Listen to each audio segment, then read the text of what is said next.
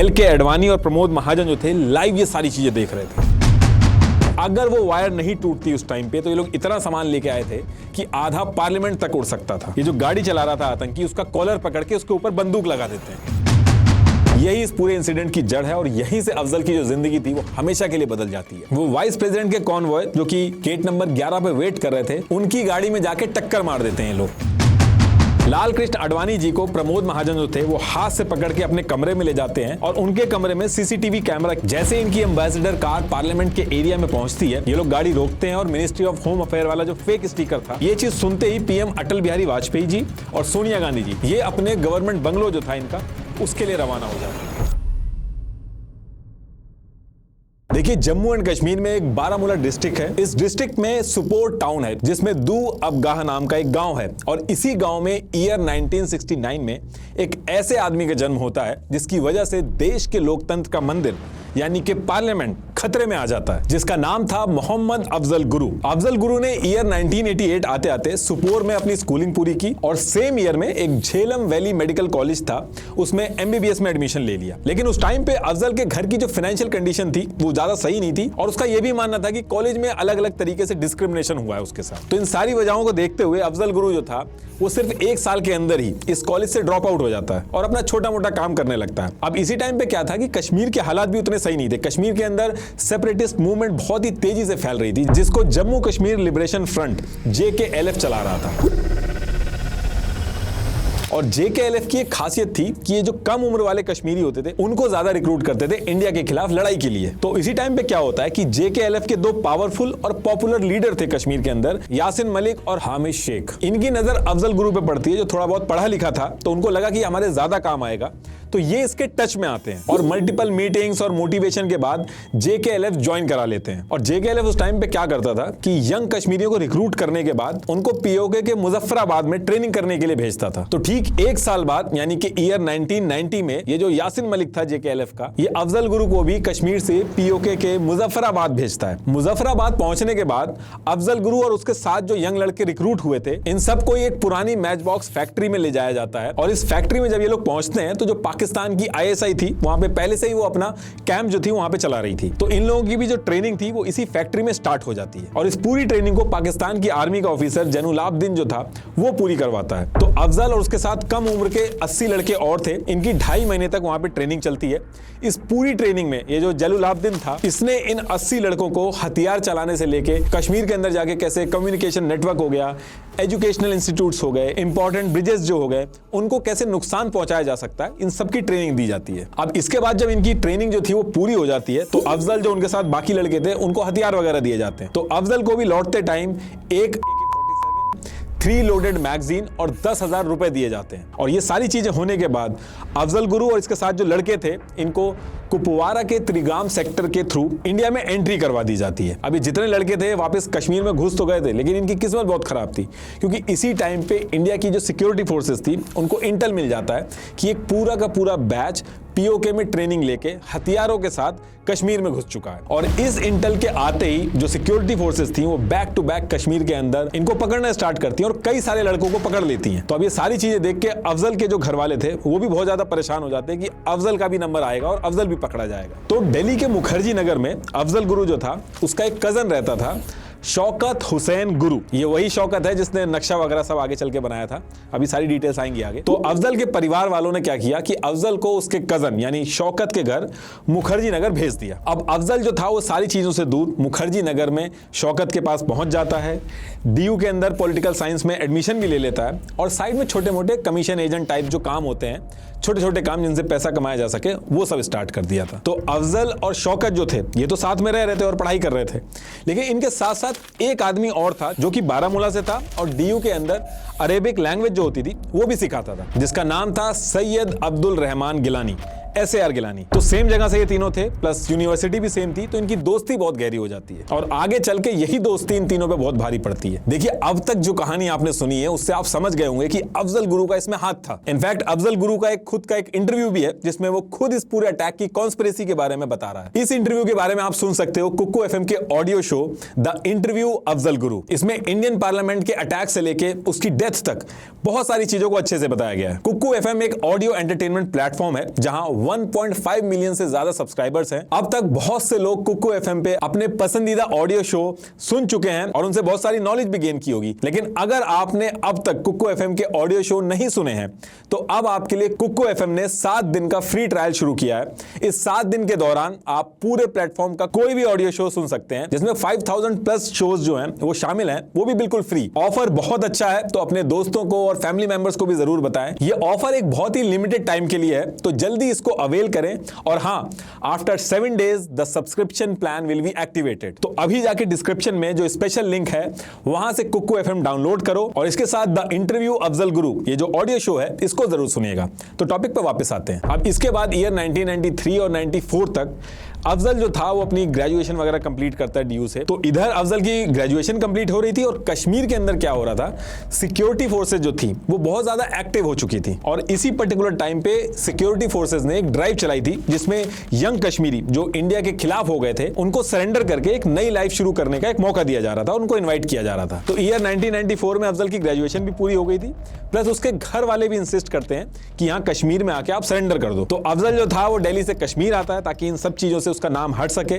और अफजल भी ट्रेनिंग के टाइम पे जो बंदूकें वगैरह थी, जो हथियार वगैरह वो लेके आया था बॉर्डर पार करके, वो सारी चीजें जमा कर देता है और सरेंडर कर देता है सिक्योरिटी फोर्सेस के आगे। तो उस टाइम पे ये था कि सरेंडर करने के टाइम पे एक सर्टिफिकेट मिलता था, तो उसमें लिखा होता था सरेंडर्ड मिलिटेंट। ये ऐसा समझ लीजिए कि यंग कश्मीरी जो थे, जो मिलिटेंट बन गए थे, उनको सुधारने का एक चांस टाइप दिया जाता है। तो इसमें ऐसा नहीं होता कि सरेंडर कर दिया तो उठा के जेल में डाल देंगे, मारना पीटना शुरू कर देंगे। सरेंडर करने के बाद एक नया चांस दिया जाता है और एक सर्टिफिकेट दिया जाता है। तो सरेंडर करने के तुरंत बाद सेम ईयर 1994 में अफजल गुरु वापस दिल्ली आ जाता है और अपना छोटा मोटा मेडिकल इक्विपमेंट से रिलेटेड बिजनेस स्टार्ट कर देता है। 2 साल तक कुछ नहीं होता है। अफजल जो था वो बड़े आराम से वहां पे काम करता है दिल्ली के अंदर।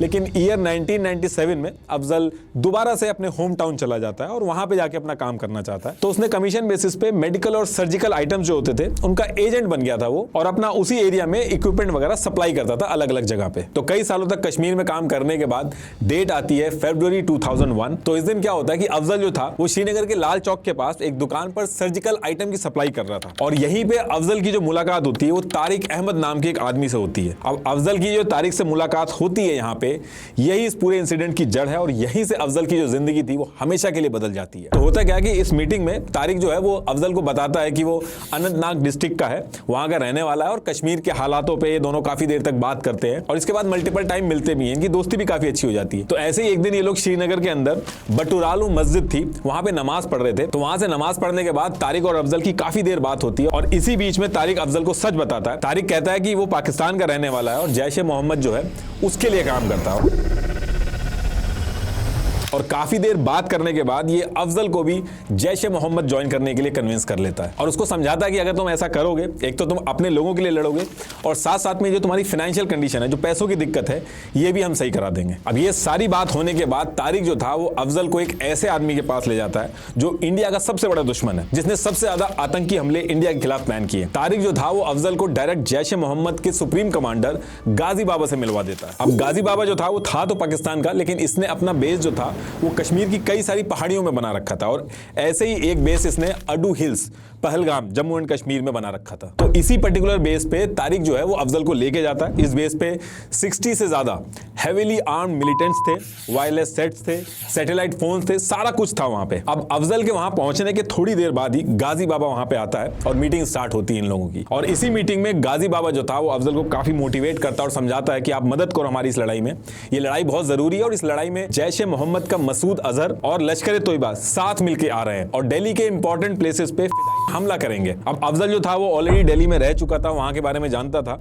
तो उसको गाजी बाबा कहता है कि तुम्हें कुछ नहीं करना है, कि ये जो हमला करने लोग आएंगे दिल्ली के अंदर, तुम्हें इन लोगों के रहने का इंतजाम करना है और अगर तुम ये काम सही से करते हो तो तुम्हें 10 लाख रुपए दिए जाएंगे, प्लस काम पूरा होने के बाद पाकिस्तान के अंदर सेटल भी करवा दिया जाएगा। अब ये मीटिंग खत्म होती है। इस मीटिंग के बाद गाजी बाबा अफजल को ऑडियो कैसेट देता है, लिटरेचर देता है, जिसमें मसूद अजहर की जो स्पीचेस होती हैं वो होती हैं और फिर इसके बाद अफजल गुरु जो था वो इस काम के लिए हाँ बोल देता। तो गाजी बाबा को टोटल 5 आतंकी जो थे वो दिल्ली में भेजने थे और उसमें जो मोहम्मद नाम का आदमी था वो इन 5 लोगों को हेड कर रहा था। तो गाजी ने अफजल को सबसे पहले मोहम्मद से इंट्रोड्यूस कराया और अब यहां से अफजल का काम यह था कि अफजल को इन 5 आतंकियों को दिल्ली पहुंचाना था और उनकी मदद करनी थी, जिसमें सबसे पहले इनके हेड मोहम्मद था, उसको पहुंचाना था। तो अफजल जो था वो मोहम्मद से मिलने के बाद अपने कजन शौकत, जिसके साथ वो रहता था पहले, उसको फोन मिलाता है दिल्ली के अंदर और मोहम्मद के लिए एक रूम अरेंज करने के लिए कहता है। और उस पर्टिकुलर टाइम पे उसने शौकत को कुछ बताया नहीं था। और शौकत जो था वो दिल्ली के अंदर उस समय फ्रूट्स का काम करता था और उसकी शादी भी हो चुकी थी नवजोत संधू नाम की लड़की से, और शादी के बाद उस लड़की का नाम चेंज हो गया था, अफशान गुरु हो गया था। तो शौकत और उसकी बीवी जो थे मुखर्जी नगर के हाउस नंबर 1021 के फर्स्ट फ्लोर पे रहते थे। तो अफजल का जब फोन गया था शौकत के पास, तो शौकत ने अपने घर के थोड़ी दूर पे ही मुखर्जी नगर में ही क्रिश्चियन कॉलोनी थी B41 में, जो कि एक बॉयज हॉस्टल था, उसके ग्राउंड फ्लोर पे एक रूम का अरेंजमेंट कर लिया। अब क्योंकि आगे चल के 4 लोगों को और आना था दिल्ली में, तो रूम चाहिए थे, तो शौकत ने दूसरा रूम भी अरेंज किया मुखर्जी नगर के गांधी विहार A97 के सेकंड फ्लोर पे। अब ये सारे अरेंजमेंट कंप्लीट होने के बाद नवंबर 2001 में अफजल गुरु मोहम्मद को कश्मीर से लेके दिल्ली के लिए निकलता है। और मोहम्मद जब अफजल के साथ निकल रहा था, उसके पास कोई हथियार वगैरह नहीं थे, सिर्फ उसके पास एक कॉम्पैक्ट प्रेसारियो लैपटॉप और 50,000 रुपए थे, और कुछ भी नहीं था उसके पास। अब अफजल और मोहम्मद जो थे वो दिल्ली पहुंचने के बाद शौकत के घर पे जाते हैं, वहां ये तीनों मिलते हैं और अफजल जो था वो शौकत को सब कुछ बता देता है कि ऐसे 5 लोग आने वाले हैं, ऐसे ऐसे हमला करने वाले हैं। तो शौकत जो था वो भी इस प्लान में शामिल हो जाता है। तो अब मोहम्मद तो पहुंच चुका था दिल्ली के अंदर, लेकिन 4 लोगों को और पहुंचाना था अफजल को, और इन सारे अरेंजमेंट के लिए पैसे भी चाहिए थे। तो मोहम्मद दिल्ली पहुंचने के बाद सबसे पहले हवाला के थ्रू 20 लाख रुपए मंगवाता है एक अननोन सोर्स से। उसके बाद उसमें से 5 लाख रुपए जो थे वो अफजल को देता है और कहता है कि अभी जब तुम वापस जाओगे कश्मीर लड़कों को लेने, तो तारिक मिलेगा वहां पे, ये 5 लाख रुपए उस तारिक को दे देना। और अफजल ठीक ऐसा ही करता है, कश्मीर पहुंचता है, तारिक को 5 लाख रुपए दे देता है और इसके बदले में तारिक जो है वो 2 और लोगों से इंट्रोड्यूस कराता है। ये जो 2 लोग थे जिनसे तारिक अफजल को इंट्रोड्यूस कराता है, उसमें से एक का नाम था राजा और दूसरे का नाम था हैदर। अब इसके बाद दिसंबर फर्स्ट वीक में अफजल जो था वो कश्मीर में दोबारा जाता है और जो बाकी के 2 बचे आतंकी थे, राना और हमजा, उनको भी लेके आता है। लेकिन ये दोनों जब दिल्ली आते हैं तो ये खाली हाथ नहीं आते हैं। ये अपने साथ 2 बड़े बैग में 4 AK-47 rifle, 3 पिस्तौल्स, 12 magazines, 1 grenade launcher, 15 shells, 15 2 packet detonators, radio active devices और 2 वायरलेस सेट लेके आता है। तो दिसंबर 2001 के फर्स्ट वीक में 5 आतंकी मोहम्मद, राजा, हैदर, राना और हमजा दिल्ली पहुंच चुके थे और अब यहां से पार्लियामेंट हमले में बहुत ही कम टाइम बचा था। और इसी टाइम पे शौकत ने गिलानी, जो कि अफजल और शौकत दोनों का दोस्त था और सेम यूनिवर्सिटी से थे, उसको भी ये सारी चीजों के बारे में बता देता है कि ऐसे ऐसे हमला होने वाला है। अब सारे लोग पहुंच तो गए थे। इसके बाद अफजल का टास्क था कि अफजल को इन लोगों के लिए मोबाइल और सिम अरेंजमेंट करना था। अफजल 4 दिसंबर 2001 को मॉडल टाउन में कमल किशोर की मोबाइल शॉप से मोटोरोला मॉडल 180 का मोबाइल और एक सिम लाता है। और फिर उसके बाद गफ्फार मार्केट में संदीप चौधरी की दुकान शॉप नंबर 26 से Sony Ericsson model J70 mobile और कुछ सिम लेके आता है। तो इस तरीके से इनके पास 5 मोबाइल फोन और 6 सिम कार्ड हो जाते हैं। अब ये मोबाइल और सिम कार्ड जब सबके पास अपने अपने हो जाते हैं, तो सबसे पहला यूज इसका 5 दिसंबर को मोहम्मद, जो कि हेड था इनका, ये करता है। ये अपने नए मोबाइल नंबर 9810565284 से दुबई पे मल्टीपल कॉल लगाता है और प्लान डिस्कस करता है। और फिर ये सारी बात करने के बाद ये लोग अपनी प्लानिंग स्टार्ट कर देते हैं। और ये इससे रिलेटेड जितने भी ये मीटिंग करते थे, ये शौकत के घर पे करते थे, यानी कि मुखर्जी नगर के हाउस नंबर 1021 पे। और जब ये मीटिंग होती थी इस घर पे, तो पाकिस्तान के 5 आतंकी जो अटैक करने आए थे ये होते थे और इनके साथ 3 लोग और होते थे, यानी कि अफजल गुरु, SAR गिलानी, शौकत, ये तीनों भी रहते थे इनके साथ। और घर में जो शौकत की वाइफ थी अफशान गुरु, ये भी रहती थी, जिसको इस बारे में पता था। तो अब मुखर्जी नगर में सारे लोग बैठ के दिल्ली में आतंकी हमला प्लान कर रहे हैं और इनके अलावा दिल्ली के अंदर हर कोई इस चीज से अनजान था कि आने वाले दिनों में क्या होने वाला है। तो इस मल्टीपल मीटिंग में ये लोग ये डिसाइड करते हैं कि दिल्ली की जो मेन लोकेशन है, जैसे UK और US की जो एम्बेसीज हैं, पार्लियामेंट है, प्लस एयरपोर्ट है जो दिल्ली एयरपोर्ट है, इनकी ये जाके रेकी करेंगे, वहां का पूरा एक डिजाइन बनाएंगे और उसके बाद आके उस पर डिस्कशन करेंगे कि सबसे बेस्ट सुटेबल हमले के लिए लोकेशन कौन सी हो सकती है। तो इससे पहले कि अगले दिन सब लोग जाके फिजिकली वो सारे मैप बनाए, वहां की रेकी करें, अफजल जो था वो लैपटॉप में इंटरनेट एक्टिवेट करके UK और US की जो एम्बेसीज थी, दिल्ली एयरपोर्ट और पार्लियामेंट की जो लोकेशन थी, उसके बारे में जितना भी सर्च करके डिटेल्स इकट्ठी हो सकती थी वो इकट्ठी करता था, ताकि वहां जाने से पहले ऑलरेडी इनके पास कुछ ना कुछ डिटेल्स हों। तो ये सारी चीजें होने के बाद सबसे पहले शौकत जो था उसको रेकी के लिए भेजा जाता है। शौकत अपनी यामाहा मोटरसाइकिल से जाता है, जिसका नंबर DL ISK 3122 था, शौकत को चाणक्यपुरी का एरिया दिया गया था जहां पे जाके इसको यूके और यूएस की जो एम्बेसीज थी वहां की रेकी करनी थी और चार्ट बनाना था। तो ये वैसा ही करता है, ये वहां पे जाता है, रेकी करता है और चार्ट बनाता है और वो चार्ट बना के वापस आ जाता है। तो शौकत जब यहां से वापस आता है तो इसके बाद ये लोग डिसाइड करते हैं कि 8 दिसंबर को ये लोग किसी एक को नहीं भेजेंगे पार्लियामेंट, बल्कि ये सारे लोग एक साथ जाएंगे पार्लियामेंट, वहां की रेकी करेंगे। तो एक बाइक की और जरूरत थी, तो ये लोग एक और ब्लैक कलर की यामाहा बाइक जिसका नंबर था HR51E576, ये गुप्ता ऑटो डीलर से 20,000 में खरीदते हैं और फिर इस बाइक का यूज करके पार्लियामेंट सारे लोग पहुंचते हैं और वहां की रेकी करना स्टार्ट करते हैं। और पूरा का पूरा जो पार्लियामेंट का चार्ट था कि कहां कहां पे गेट नंबर हैं, कौन से गेट नंबर से एग्जिट हो सकता है, कौन से गेट नंबर से एंट्री आसानी से हो सकती है, ये सारी चीजें डिटेल लेके एक चार्ट में मेंशन कर देते हैं। अब ये सारी चीजें करने के बाद ये लोग शौकत के घर में इकट्ठे होते हैं और अफजल और मोहम्मद जो थे, इनके पास सैटेलाइट फोन था, इस सैटेलाइट फोन के थ्रू ये सारे चार्ट की जो डिटेल्स थी ये इकट्ठी करते हैं और गाजी बाबा को फोन मिलाया जाता है। ये सारी डिटेल्स जो थी वो गाजी बाबा को बताई जाती हैं, चार्ट शेयर किए जाते हैं और ये सारी डिटेल्स देखने के बाद गाजी बाबा डिसाइड करता है कि ये लोग पार्लियामेंट में हमला करेंगे और वहां के जितने भी पॉलिटिशियंस होंगे उनको हॉस्टेज बनाएंगे।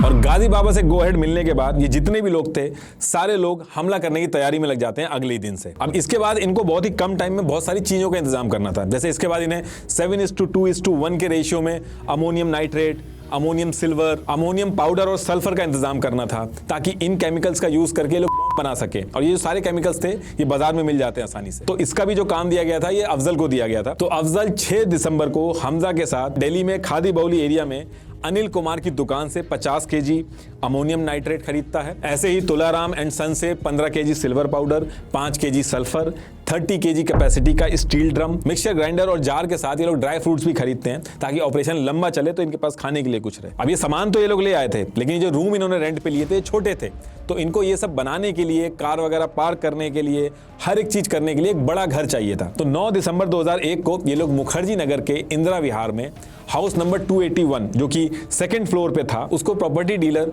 बलराज के थ्रू रेंट पे लेते हैं। अब इसके बाद हमले में 4 दिन बचे थे और इनको चाहिए थी एक व्हाइट एम्बेसडर कार जिसके थ्रू इनको हमला करना था। तो जैसे तैसे करके 11 दिसंबर को अफजल और मोहम्मद ये कार ढूंढ रहे थे और करोल बाग में एक कार डीलर था जिसका नाम था लकी मोटर्स, और लकी मोटर्स के पास ये जाते हैं जिसमें मोहम्मद अपना नाम आशिक हुसैन खान बताता है और एक पुरानी व्हाइट एम्बेसडर कार जिसका नंबर DL3CJ1527 था, इसको 1,80,000 में खरीद लेते हैं। इस कार को खरीदने के बाद ये लोग सबसे पहले इसके ऊपर एक शैडो फिल्म लगवाते हैं ताकि अंदर का कुछ दिखे नहीं, और फिर इसके बाद इनको एक लाल बत्ती चाहिए थी जिसके लिए ये लोग हैमिल्टन रोड कश्मीरी गेट में जाते हैं, एक लाल बत्ती खरीद के लाते हैं वहां से और गाड़ी पे लगा देते हैं ताकि ये जो एम्बेसडर है ये एक मिनिस्टर की गाड़ी की तरह लगे। इसके साथ साथ और भी बहुत सारी चीजें इन्होंने चांदनी चौक वगैरह से खरीदी थी, जैसे 3 पुलिस यूनिफॉर्म, दिल्ली का एक मैप खरीदा था। तो ये सारी चीजें खरीदने के बाद ये लोग वापस घर आ जाते हैं। अब इसके बाद डेट हो चुकी थी 12 दिसंबर 2001 और हमले में सिर्फ एक दिन बचा था। तो 12 दिसंबर को दिन में ही मोहम्मद जो था, जो लैपटॉप लेके आया था जो गाजी बाबा ने उसको दिया था,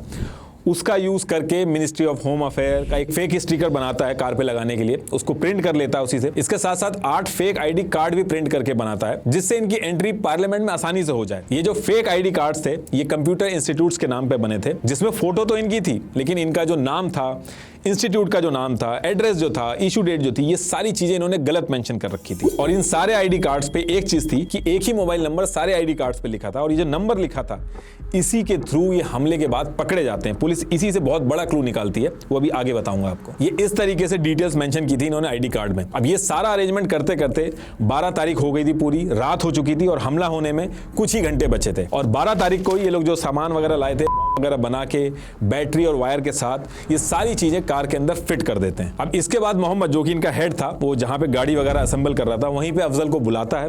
वहां पे जो अपना लाया हुआ लैपटॉप था वो अफजल को दे देता है और कहता है कि इसको गाजी बाबा को वापस कर देना, और इसके साथ साथ 10 लाख रुपए भी देता है अफजल को और कहता है कि तुम तीनों यानी कि अफजल, शौकत और गिलानी, इनको आपस में बांटने को कहता है। और आगे चल के कोर्ट में भी ये चीज आई थी कि 12 और 13 दिसंबर की रात को 12:40 के करीब गिलानी जो था वो लगातार कॉल करता था शौकत को। अब इसके बाद डेट आती है 13 दिसंबर 2001 और इसी दिन पार्लियामेंट पे हमला होना था। सुबह 10 बजे ये सारे लोग हर एक सामान जो हमले में यूज होना था सब कुछ उठा के एम्बेसडर कार जो थी उसमें रख देते हैं और फिर सारा सामान रखने के बाद ये पांचों आतंकी पार्लियामेंट पे हमला करने के लिए निकल जाते हैं। जैसे इनकी एम्बेसडर कार पार्लियामेंट के एरिया में पहुंचती है, ये लोग गाड़ी रोकते हैं और मिनिस्ट्री ऑफ होम अफेयर वाला जो फेक स्टिकर था उसको कार के फ्रंट ग्लास पे लगा देते हैं और तब तक टाइम हो चुका था 10:40।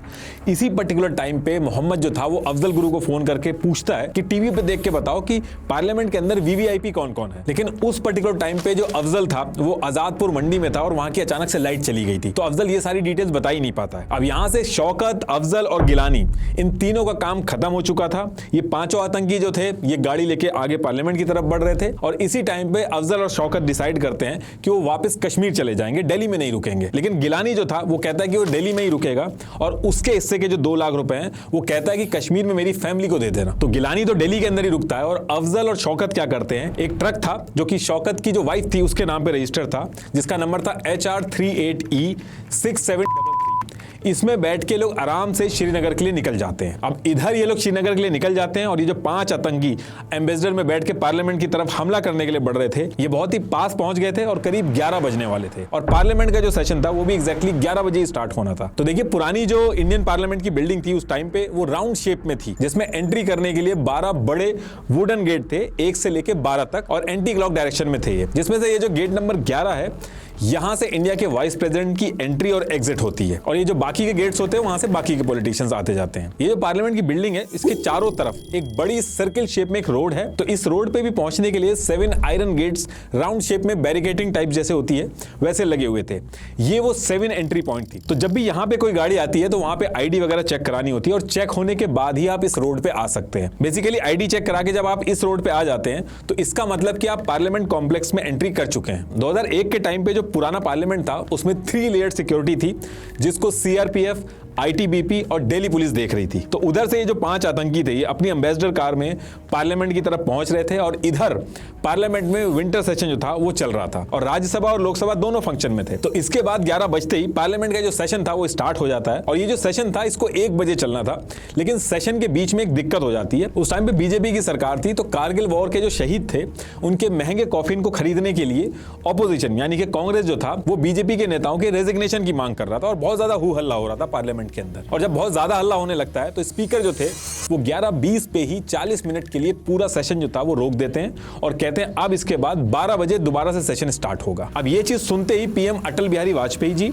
और सोनिया गांधी जी ये अपने गवर्नमेंट बंगलो जो था इनका उसके लिए रवाना हो जाते हैं। लेकिन बाकी 200 बड़े नेता जैसे एलके आडवाणी, अरुण जेटली, सुषमा स्वराज, मनमोहन सिंह, प्रमोद महाजन सब पार्लियामेंट के अंदर थे। तो इसके बाद अब बजते हैं 11:30 और आयरन गेट का जो गेट नंबर 2 था इसी गेट पे आतंकियों की जो व्हाइट एम्बेसडर कार थी वो पहुंचती है। होम मिनिस्ट्री का स्टिकर वगैरह लगा हुआ था तो इनको एंट्री मिल जाती है और ये एंट्री करने के बाद गेट नंबर 12 की तरफ जाने लगते हैं।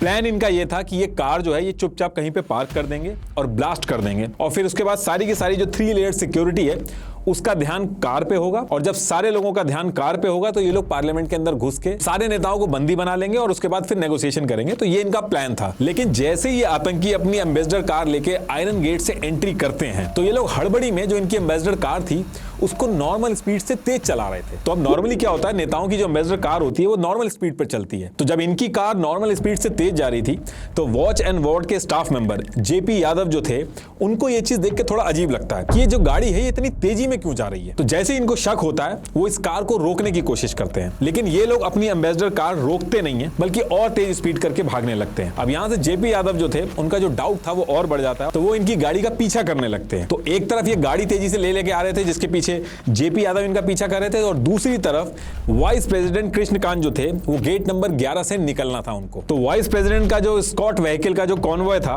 वो वहीं पे गेट नंबर 11 पे वेट कर रहा था। थोड़ी देर के लिए वाइस प्रेसिडेंट निकलते भी हैं लेकिन कुछ काम आ जाता है तो जो वाइस प्रेसिडेंट थे वो वापस अंदर चले जाते हैं और गेट नंबर 11 के बाहर जो उनका कॉन्वॉय था वो वहां पे वेट कर रहा था।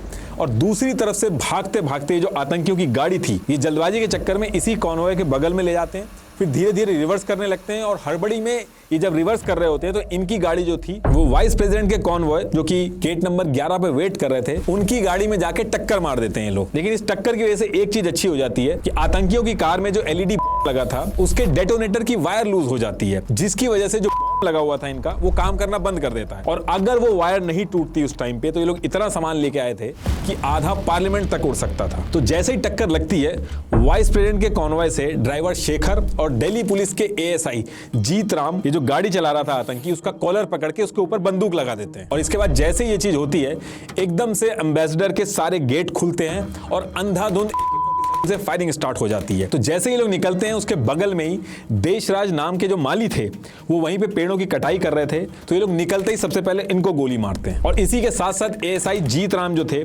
उनको भी वहीं पे गोली लग जाती है। अब जैसे ये सारी चीजें जेपी यादव देखते हैं जो कि पीछा कर रहे थे, वो वार्निंग अलार्म जो था उसको बजा देते हैं। तो जैसे ही अलार्म बजता है तो गेट नंबर 11 जो था वो तुरंत बंद हो जाता है और बाकी जितने भी पार्लियामेंट के गेट थे और विंडोज थी वो उसी समय पे बंद हो जाती हैं। अब गेट तो बंद हो गए थे लेकिन ये पांचों आतंकी जेपी यादव जो थे उनके ऊपर गोली चला देते हैं और वो शहीद हो जाते हैं। अब गेट नंबर 11 जब बंद हो जाता है तो ये पांचों क्या करते हैं, गेट नंबर 1 की तरफ हथगोले फेंकते हुए और फायरिंग करते हुए भागते हैं। और जैसे ही गेट नंबर 1 पे आतंकी पहुंचते हैं, सीआरपीएफ के हेड कांस्टेबल वाईबी थापा और कांस्टेबल सुखविंदर सिंह आतंकी मोहम्मद को जो कि हेड था उसको गोली मार देते हैं। और मोहम्मद जो था उसकी कमर पे एक्सप्लोजिव बेल्ट बंधी हुई थी। तो गेट नंबर 1 जो था वहां पे बहुत तेजी से धमाका होता है। अब जैसे गेट नंबर 1 पे धमाका होता है, सीआईएसएफ की ब्रावो कंपनी की कांस्टेबल कमलेश कुमारी जो थी वो धमाके की आवाज सुन के बिना बंदूक के अपना वायरलेस सेट हाथ में लेके गेट नंबर 1 की तरफ भागने लगती हैं। लेकिन ये लोग पहले से ही वहां पे थे तो इन्होंने उनके ऊपर भी गोली चला दी और वो भी शहीद हो जाती हैं। अब इसके बाद बाकी बचे जो 4 आतंकी थे वो गेट नंबर 4 और 5 की तरफ भागने लगते हैं। तो एक तरफ ये सब चल रहा था और दूसरी तरफ पार्लियामेंट के अंदर सारे नेताओं को इसके बारे में पता चल चुका था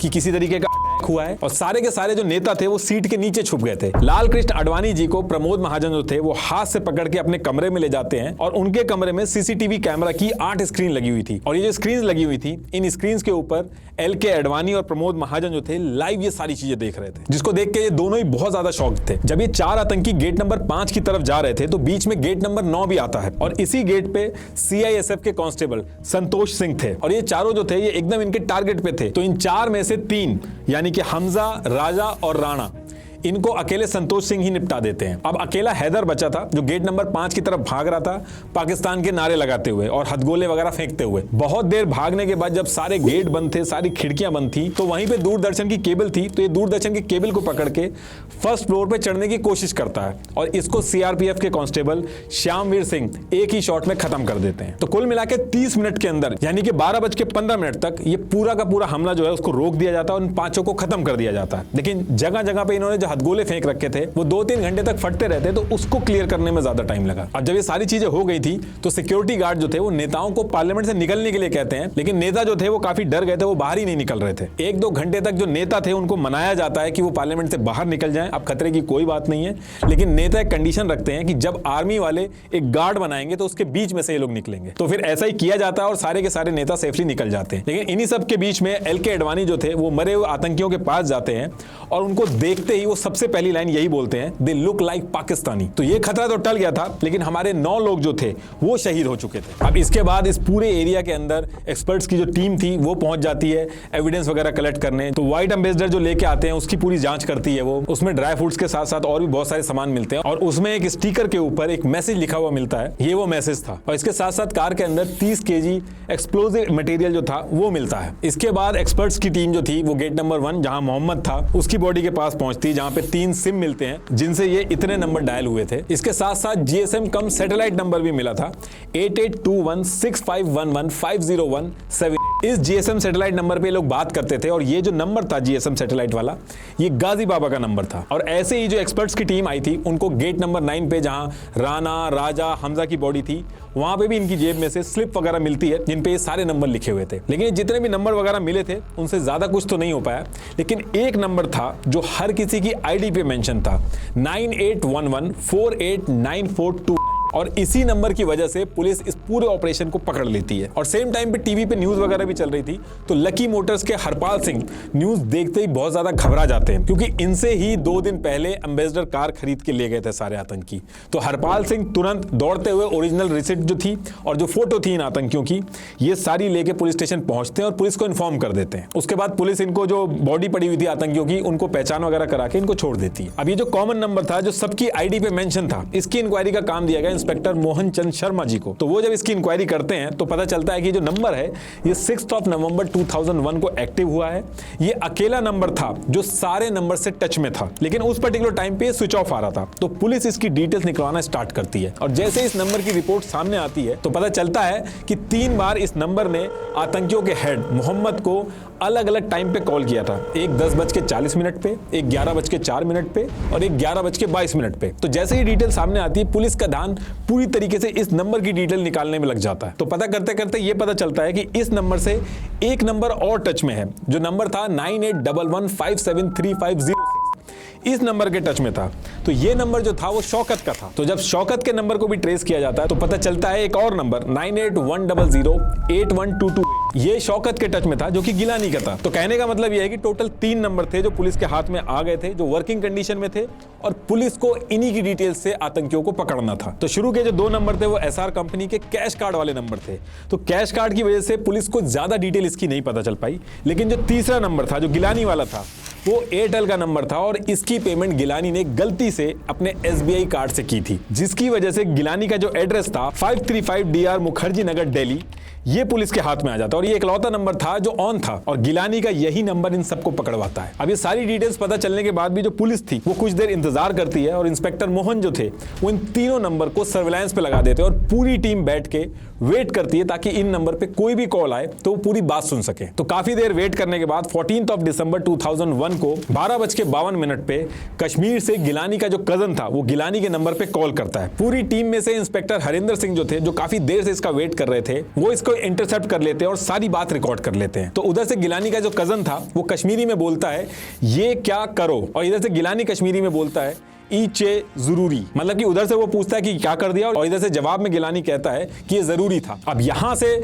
पुलिस जो थी वो गिलानी को पकड़ने के लिए निकलती है और बाकी जो टीम है वो उसके बाद भी इन तीनों नंबर को बैक टू बैक ट्रेस कर रही थी। तो इसके थोड़ी देर बाद ही दूसरा नंबर जो था शौकत का, उस पे कॉल आती है जो कि उसकी वाइफ करती है। वो बहुत डरी हुई थी और वो कहती है कि उसको बहुत डर लग रहा है ये सब होने के बाद। ये इस पूरी कॉन्वर्सेशन की कॉपी है, आप एक बार पॉज करके पढ़ लेना। और अगले दिन फॉरेंसिक रिपोर्ट में भी आ जाता है कि ये जो 2 लोग बात कर रहे थे वो शौकत था और उसकी वाइफ थी और वो हमले से रिलेटेड ही बात कर रहे थे। तो अब यहां से 15 दिसंबर 2001 को 10 बजे गिलानी को घर से पुलिस उठाती है और पुलिस जब अपने स्टाइल में पूछना स्टार्ट करती है तो गिलानी सब कुछ सच सच बता देता है। अफजल, शौकत, कहां से प्लान बना, कौन कौन आया, हर एक डिटेल वो बता देता है। और ये भी बताता है कि ये जो बाकी के 2 नंबर आप ढूंढ रहे हो जो एसआर कंपनी के कैश कार्ड वाले हैं, ये अफजल और शौकत के हैं। अब ये सारी चीजें रिकॉर्ड करने के बाद गिलानी के साथ पुलिस शौकत के घर पे पहुंचती है।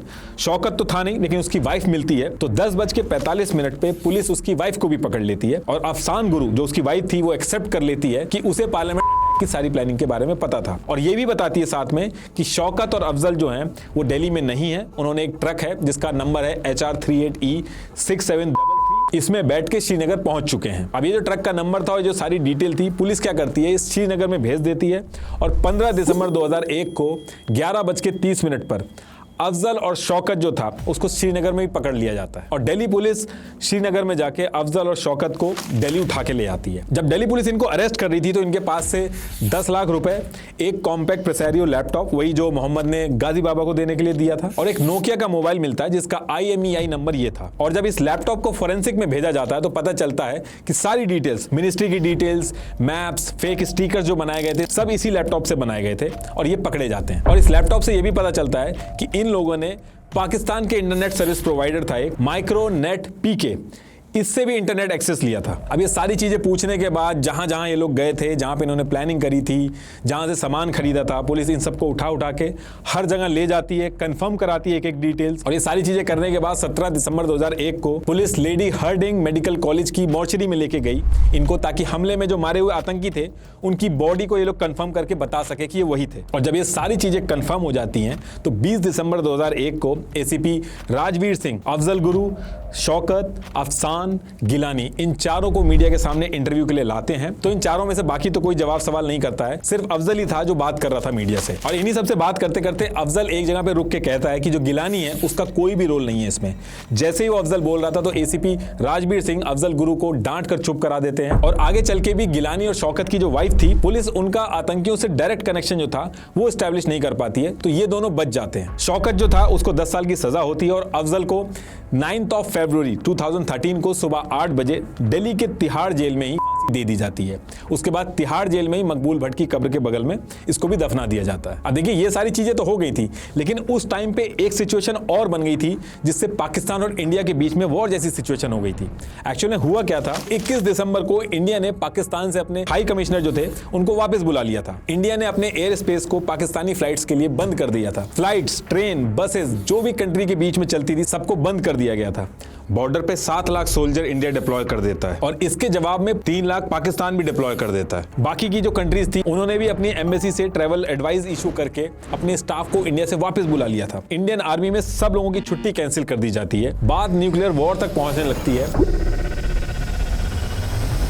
लड़ाई होना तय था, लेकिन उस पर्टिकुलर टाइम पे यूएस जो था वो अफगानिस्तान में बिजी था और यूएस बिल्कुल नहीं चाहता था पाकिस्तान, जिसकी उसको सबसे ज्यादा जरूरत थी, वो इस पर्टिकुलर टाइम पे इंडिया के साथ लड़ाई में एंगेज हो। तो जैसे तैसे करके यूएस, रशिया और यूनाइटेड नेशन के सेक्रेटरी जनरल कोफी अनान की रिक्वेस्ट पर सिचुएशन धीरे धीरे आगे चल के नॉर्मल होती है, लेकिन उसका दर्द जो है वो आज की डेट तक हर इंडियन के दिल पे है। लास्ट में एक बार फिर से आपको बता दूं, कुक्कू एफएम के 7 डेज फ्री ट्रायल ट्राई करिए और एंजॉय कीजिए 5000 से ज्यादा audio shows. Check out the link in the description. Thank you.